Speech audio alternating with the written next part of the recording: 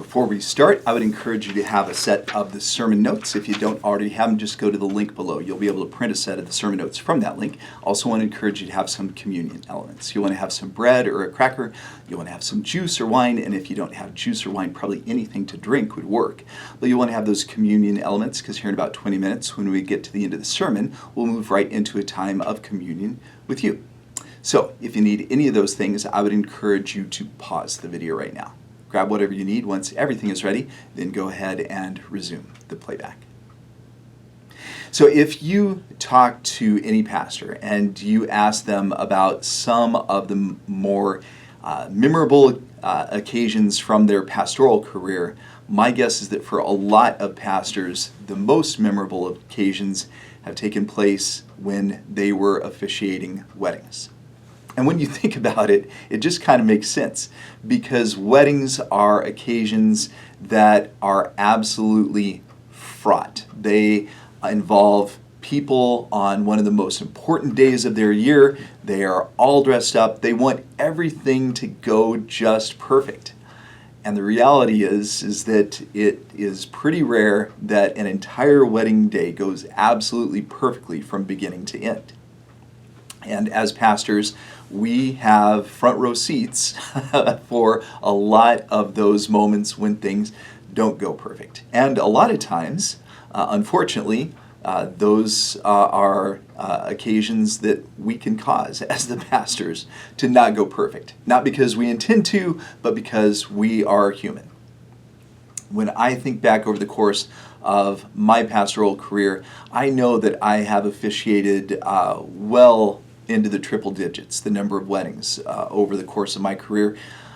Most of the best stories, I guess I'm using that term in a relative sense, most of the most memorable stories, the best stories that I have, all took place about 3 decades ago when I was a young college pastor in my 20s, worked for a church in southern Nevada. And at least in some of those stories that I have, it was not necessarily my fault. I just want to say that right up front. For example, I could tell you about the time when I arrived for a wedding and I saw one of the wedding guests and I thought to myself, oh my goodness, and I'm not going to tell you the name of the Hollywood celebrity that was there for the wedding, but you would know exactly who this Hollywood celebrity was. And the sad thing, the really sad thing, and part of the reason I'm not telling you their name, is because as the evening went on, it turned out that this celebrity was intoxicated. And they kind of made a mess of things, both before and after the ceremony, unfortunately. And I can honestly say that was not my fault. I could also tell you about the time when I was officiating a wedding in a hot air balloon. Now, when I lived in southern Nevada, I actually met with some people that owned a hot air balloon company, and they asked me over the course of the years that I was there in southern Nevada to officiate, I'm guessing 20 plus weddings for them in a hot air balloon. And all of those were neat experiences. There was one occasion, though, where when we came in, the winds were really high. And it was not necessarily a crash landing that we came in for, but it was certainly a bumpy landing, to say the least. It was an intense landing that we came in for. And again, I would like to think that that was not necessarily my fault. Now, I suppose if I had been a little more quick thinking, maybe I could have said a quick prayer and said, God, please allow the winds to die completely as we make this landing before the winds pick back up again. I don't think I thought at the particular moment to say that prayer, and it was an intense landing that we came in for on that one occasion. I could also tell you about the occasion when there was a couple that asked if I would be willing to officiate their wedding on horseback because they owned a ranch and they wanted to have the wedding party and me as the minister ride down to the river on horseback and officiate the wedding there on horseback. There would be other people who were there to witness the wedding that would be on foot, but the rest of us the rest of us would be on horseback. And so we did. And so we rode down to the river, and it was about halfway into the ceremony that I realized that I had lost the reins to the horse. And as far as I could tell, the horse hadn't realized yet that I had lost the reins, but I was concerned that if the horse realized that I had lost the reins, the horse might decide to take off. And so right there in the middle of the ceremony, I had to pause and I had to say, hey, could someone who's on foot right now, could you very quietly just walk up, grab the reins, and could you please hand those back to me? Which someone did, thankfully, and then we were able to finish the ceremony without any further incident. But that was an occasion where I guess that was kind of my fault, wasn't it? And then the other story that I don't have time to tell you because it's kind of a long story, and it was definitely my fault. And this was probably the worst thing I guess I should say this was probably the biggest mistake that I ever have made in my entire pastoral career. But I'll just tell you this. It was a Saturday morning. It was about 9:45. I had just rolled out of bed. I had gone into the kitchen. I got a bowl of cereal, and I was watching SportsCenter at 9:45 on a Saturday morning when I got a voicemail. And I was rather irritated that someone was pestering me at 9:45 on a Saturday morning. And so I waited a minute or two, and then when I listened to the voicemail, my blood ran cold because it was from the wedding coordinator at the church that I worked for. And she said, Pastor Kerry, I'm guessing that you're in the office right now. I haven't seen you yet, but if you wouldn't mind, I'd like to have you come down to the sanctuary. I want to have you do a mic check, and then we'll get started with the wedding here in about 15 minutes or so. And I wasn't at the church. I was in my home, which was a solid 15-minute drive away from the church, and the wedding was supposed to start in exactly 15 minutes. I wasn't even dressed. My hair was standing straight up on this side, and it was flat on my head on the other side. And so, I mean, I can't tell you the whole story, but here's the craziest part. The wedding then started about 20 minutes later. I was officiating. I was standing up in front of several hundred people officiating the wedding, and at the time, no one knew that I had forgotten about the ceremony that morning. I had confessed to that incredibly embarrassing moment in my ministry. I've confessed to that many times since, but on that particular moment, and I know some of you are thinking to yourself, well, I bet people were mad that it started 5 minutes late. I mean, surely they realized that something was going on when the wedding started 5 minutes late. And my response to that was, this was Southern Nevada in the 1990s, and everything started late, at least weddings. Every wedding that I ever officiated, and not even necessarily because I was the late person on the other occasions, but, you know, always it's tough to get all of the cats herded into one place. It's hard to get everybody organized. And again, that was just the culture. Every wedding started 5 or 10 minutes late. And so when this particular wedding started 5 or 7 minutes late, no one thought anything of it at the time. And I am confessing my terrible sin to you right now, but I've confessed it before as well. The reason that I'm telling you all of these wild wedding stories is because a wedding is at the heart of our lectionary gospel reading for this morning. So what I'd like to do right now, without any further ado, is take a look at that lectionary gospel reading. This is John chapter 2, verses 1 through 11, and this is from the Message translation. I'll explain why here in just a couple minutes. John chapter 2, verse 1. 3 days later, there was a wedding in the village of Cana in Galilee. Jesus' mother was there. Jesus and his disciples were guests also. When they started running low on wine at the wedding banquet, Jesus' mother told him, "They're just about out of wine." Jesus said, "Is that any of our business, mother? Yours or mine? It isn't my time. Don't push me."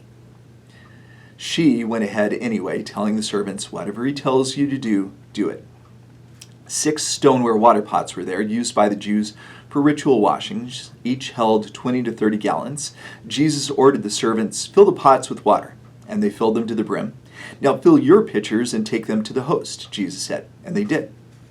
When the host tasted the water that had become wine, he didn't know what had just happened, but the servants, of course, knew. He called out to the bridegroom, "Everybody I know begins with their finest wines, and after the guests have had their fill, brings in the cheap stuff. But you've saved the best till now." This act in Cana of Galilee was the first sign Jesus gave, the first glimpse of his glory, and his disciples believed in him. May God bless the reading of the fascinating, and at least as far as I'm concerned, rather humorous word. So, first of all, I told you that we were going to be using the Message translation today, and part of the reason that we're using the Message translation today is I feel like it does a better job of capturing some of the humorous nuances of this passage better than the New International Version or any of the other translations. And also, I want you to notice that this is from John chapter 2, verse 1.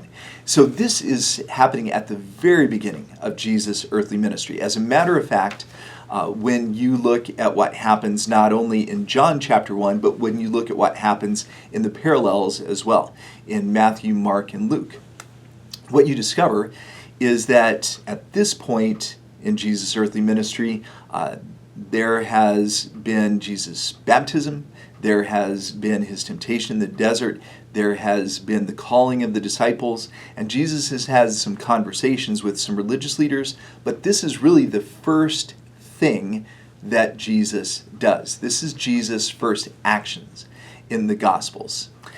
And so, it's probably worth paying attention to. So, it tells us that Jesus was at a wedding. He's got his disciples with him, and his mother is there as well. And it certainly seems, at least from the first paragraph, that Jesus' mother was friends with the people who were hosting this wedding, because it tells us that when they ran out of wine, that it was a concern now of hers. And she goes to Jesus and says, "Jesus, can you do something about this?" And it's interesting because Jesus seems to have a bit of an attitude with his mother in this passage. Is that any of our business, mother? Yours or mine? It isn't my time, don't push me. Certainly seems like Jesus is copying an attitude with mom in this passage. And what I find even more humorous than that is that Mary basically ignores what Jesus has just said to her, and she goes to the servants and she says, "He's going to take care of it," and says, "Whatever he tells you to do, just do it." And he does take care of it. It tells us that they had 6 of these stone cisterns that held about 20 to 30 gallons. So let's split the difference. Let's say that these 6 cisterns hold about 25 gallons each. What Jesus is saying to these servants is to go and to bring back about 150 gallons of water. Now keep in mind, a gallon of water it weighs 8 pounds. So Jesus is saying, hey, go get about 1,200 pounds of water, bring it back and fill the cisterns. And even more incredible is that the servants just do it. Now keep in mind, Jesus at this point in his ministry, he hasn't performed any miracles. He hasn't done anything at this point where they're going, oh, there's that miracle worker, Jesus. Jesus is someone that they are probably not familiar with at all, or at least not familiar with him in the sense of him being a miracle worker or the Messiah or anything else. And he says, fill these to the brim, and they do it, which is kind of a minor miracle in and of itself. It's also worth noting that the way that wedding celebrations happened 2,000 years ago is much different than wedding celebrations today. Because you know that in a modern wedding celebration, it's the reception that takes place after the wedding. There's a meal many times, and there's a cake oftentimes, and oftentimes there's a dance, and that's it. That's all there is to it. Meal, cake, a dance, see you later. Good night. But in the wedding celebrations 2,000 years ago, in that particular culture, the celebration could last for days. The celebration could last for up to a week. And I want you to just think for a moment about how much a modern wedding reception costs. A modern wedding reception, the cost is astronomical. I know. and yet they, in their culture 2,000 years ago, they were feeding people not just one meal, they were feeding people for several days or for a week. It blows my mind trying to imagine what that would have cost in their culture 2,000 years ago. And not only are they feeding them, but they're also keeping them liquored up the entire time. And it doesn't tell us if it was day 2 or if it was day 6. It doesn't tell us. But what it does tell us is that at some point they ran out of wine, which would have been a major faux pas. And so Mary says, Jesus, could you please take care of it? And he says, no. And then he does. And he turns the water into wine. And he says, hey, take the water that I've turned into wine, take it to the wedding host. Now, the wedding host, would that be the equivalent of a modern DJ? Is that what they would have been the equivalent of 2,000 years ago? Regardless, they take the wine to the wedding host. The wedding host tastes the wine and goes, holy cow, this is the best wine of all. And then he says something that is true, but is also humorous. He says to the groom, he says, normally, they put out the best wine first to try to impress people. And then once people have gotten nice and drunk, then they put out the cheap stuff. He says, but you've saved the best wine for last. You did this totally backwards. You did this totally wrong. And so finally, the passage concludes with Jesus, with the passage rather telling us that this was the first sign. In other words, the first miracle, the first glimpse of his glory. And it tells us that after this, that the disciples believed in Jesus.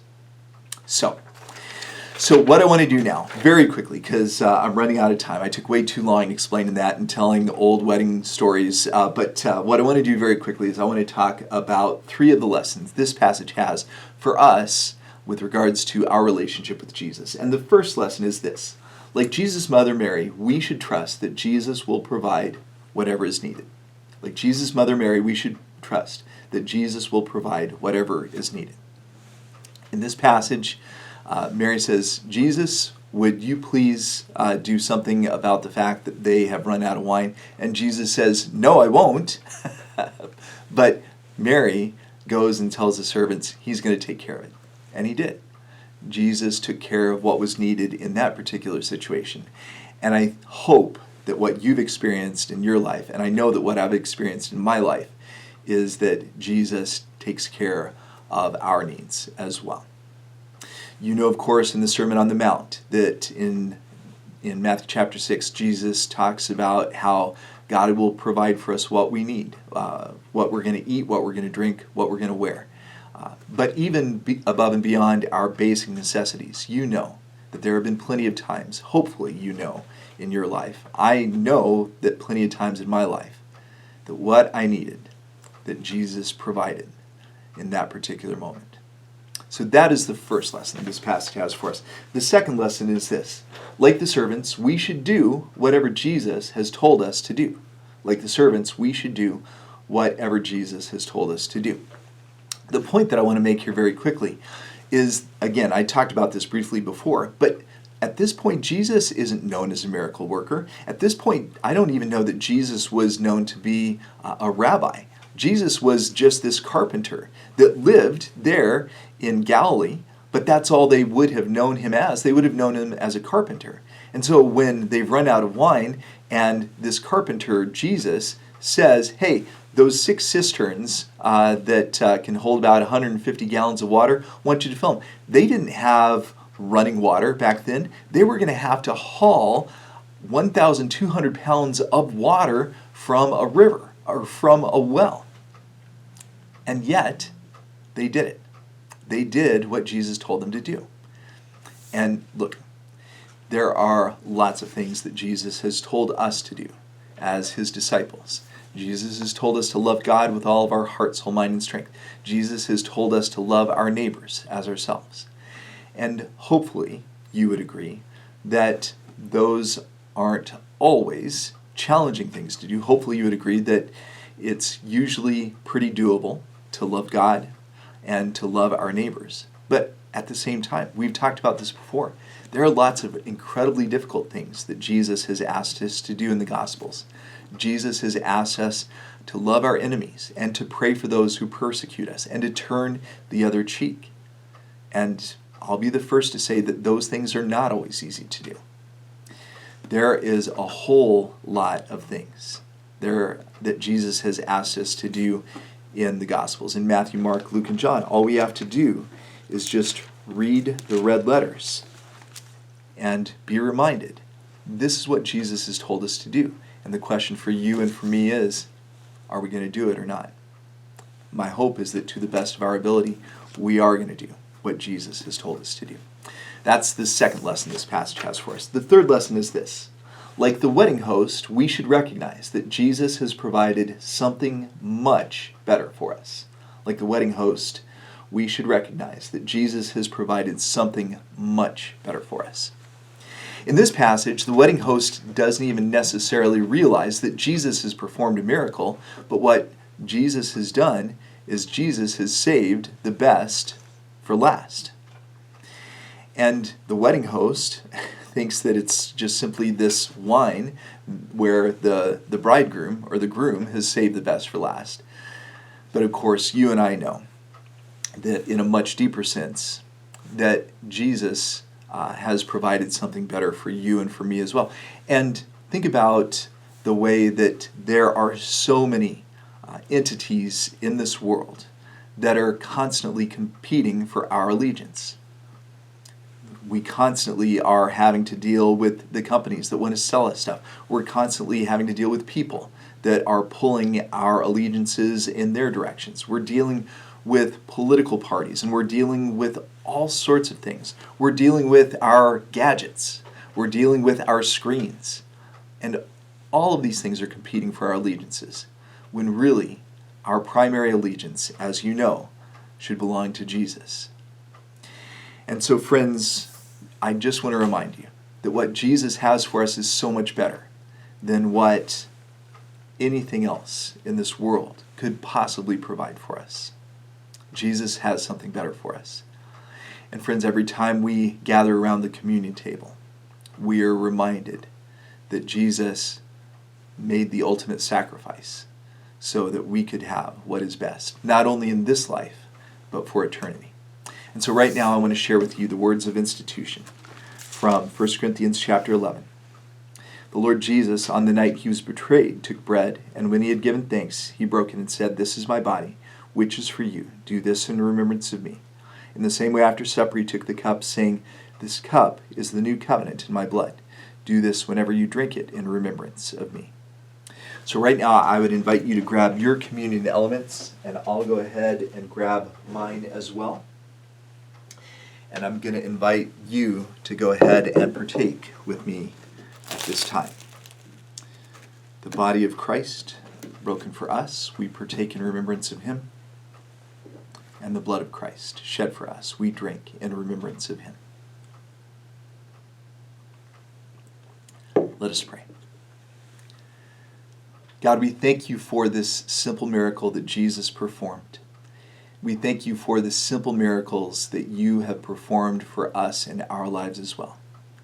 Help us to make sure our full allegiance is always